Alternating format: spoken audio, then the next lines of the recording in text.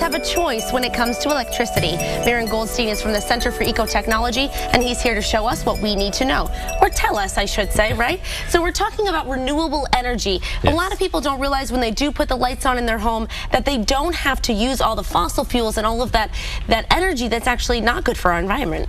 Right, definitely. I mean, I think that most people don't realize is that all that fossil fuel is actually doing is boiling water, which is creating steam, which is turning a turbine that's then generating electricity. And so that is a very old system that can be done in many different ways. And nowadays technology has really caught up and really made it affordable. And so there's so many new alternatives on the market right now that we can be choosing renewable energy sources that aren't using and burning those fossil fuels. And that's no matter where you live, whether it's a city or a town, a suburbia or a rural environment, you can really find a way to make it work for you.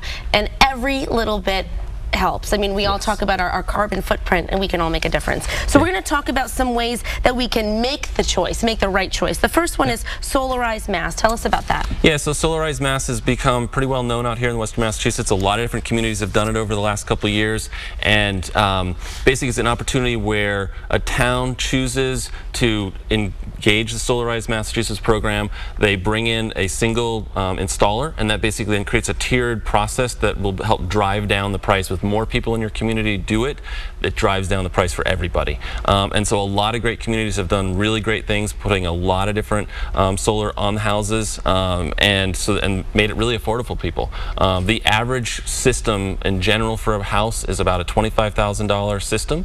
$25,000 sounds like a lot, but actually when you start taking off the federal taxes, you take off the state incentives, it actually comes down to usually it's around $11,000, $12,000.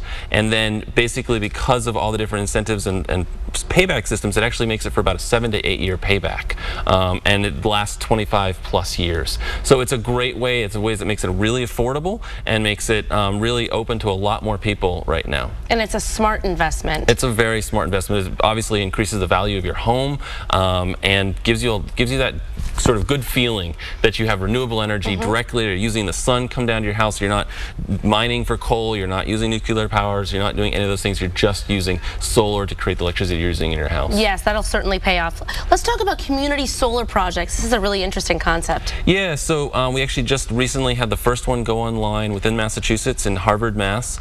And they basically have an opportunity where they found a good site for everybody. So because the one thing with solar, if your house doesn't have good, if you got beautiful trees or you just face the wrong direction, it's not good to put solar on it. This is a way to actually buy in as a community. You build the solar systems in a really good site place, and then different people can buy a certain amount of that system. So you may buy 5 panels, somebody else may need to use 10 panels for their system, and then that power basically is sent to your house and generated for your house. And then sort of the community owns that all together. So they're still working through it. It's still piloting in different places. Like I said, it's just first come online in Harvard, Mass, but we now have more and more places and towns that are looking at as options for their community. Very cool idea. That's up and coming, so keep a lookout for that, hopefully in our communities. Let's talk about out-of-state power providers and why this is not necessarily a smart option. Yeah, so the way that deregulation works with our electricity is that you basically have a choice between who supplies you the power, and WMECO and National Grid are always going to be the deliverer of that power. But you can choose to go with some out-of-state provider to bring in their power.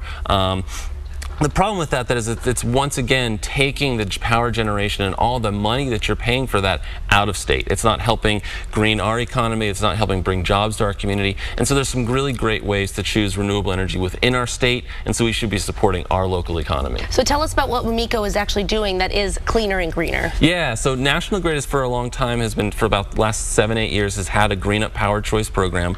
We're really excited that WMECO has finally made those steps, and their Green Up Power program should be coming online by the end of July. So it's very exciting that everybody can choose this now. And by choosing the Green Up Power Choice, you can choose 100% local renewable energy here in Massachusetts and across the New England area.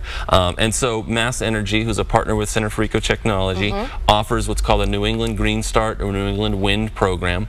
And those basically, by adding a few cents per kilowatt hour, increases the price. Basically a coffee a week. You can know that instead of supporting coal and fossil fuels, you're supporting 100% renewable energy being put into the grid and brought to your home. And that's for less than $20 a month, really. Less than $20 a month on the average. And the great thing about it too is, again, you can have a bad site for solar. You can, just not want to put solar on your roof, or you could also just be a renter who just doesn't even have that as an option.